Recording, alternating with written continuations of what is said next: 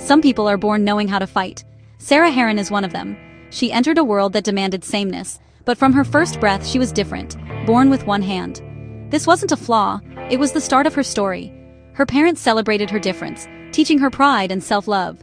Sarah learned that true power isn't about fitting in, but standing out.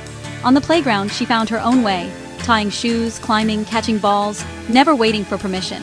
Every small victory was a quiet rebellion. She learned to ski, hike, and embrace the outdoors, not despite her body, but because of it. Her body was strong, capable, and hers. Pride was a daily choice, a choice to see her body as power, not shame. We all fight silent battles against not enoughness. Sarah's was just visible. By living openly, she built a well of courage for others thirsty for acceptance. She became a warrior, not just for herself, but for anyone who ever felt different. Her story is a reminder. Wholeness isn't about perfection, but about embracing who you are.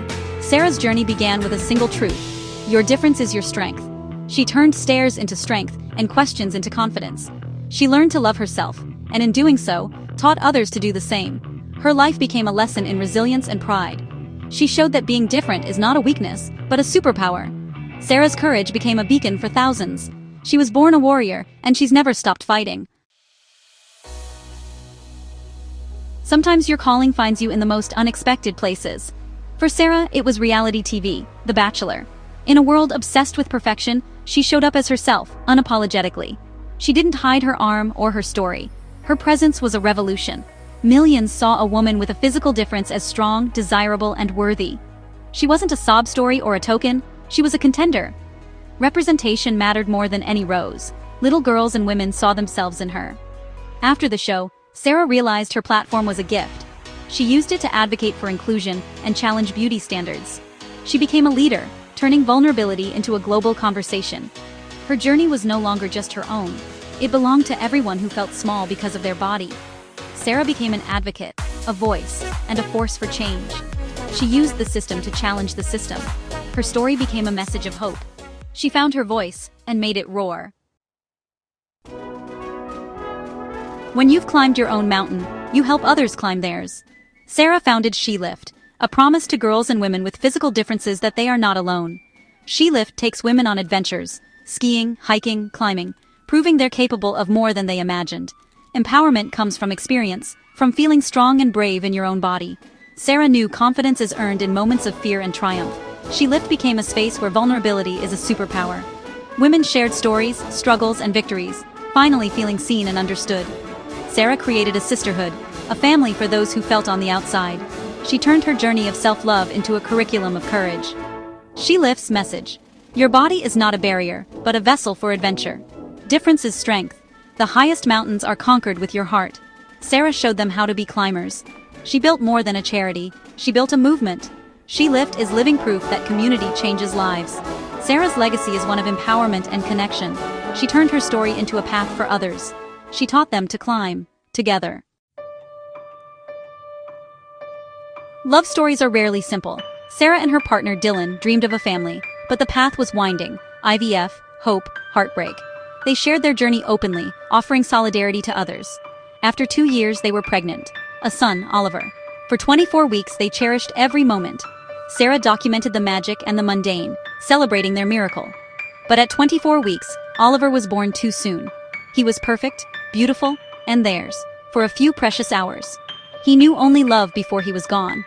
Joy became grief. Their world turned gray. Their son was born and died in the same breath. This was the start of a new journey, through the wilderness of loss. Sarah's openness gave others comfort in their own heartbreak. She showed that love and loss are forever intertwined. Their story became one of resilience and remembrance. Oliver's brief life changed theirs, and many others, forever. Sarah and Dylan's love endured, even in the face of unimaginable loss. Their journey through grief was just beginning. There's no map for grieving a child. After Oliver's death, Sarah could have disappeared, but she didn't. She invited us into her grief, sharing the raw reality of loss. She wrote about postpartum recovery without a baby, the milk that came in, the body that healed from goodbye. Her honesty became a lifeline for many. In a culture that hides grief, Sarah insisted on saying Oliver's name, sharing his story, and honoring his existence. She gave other parents permission to do the same. Grief isn't something to get over. It's something to carry. Some days are calm, others overwhelming. Sarah shared it all: the pain, the anger, the love. She created a sacred space where grief was a testament to love, not weakness. She taught us to hold joy and sorrow together. This advocacy became her way of mothering Oliver. By sharing his story, she ensured his legacy was love and connection.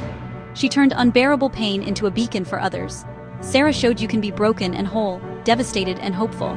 Her heart, though shattered, kept beating with love. She made grief visible and survivable. Hope is stubborn. It grows even in barren ground. For Sarah and Dylan, hope returned as a whisper, the decision to try again.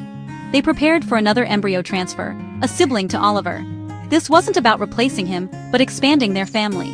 Sarah became pregnant again, but this time, joy was fragile, wrapped in anxiety. Every milestone was a mountain.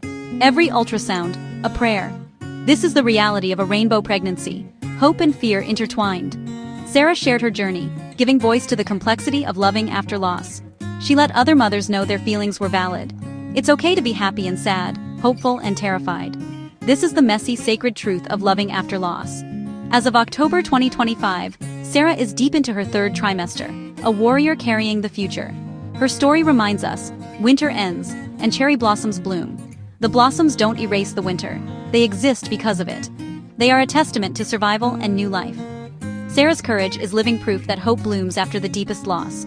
Even after heartbreak, the sun returns. And in the spring, beauty grows from the hardest ground.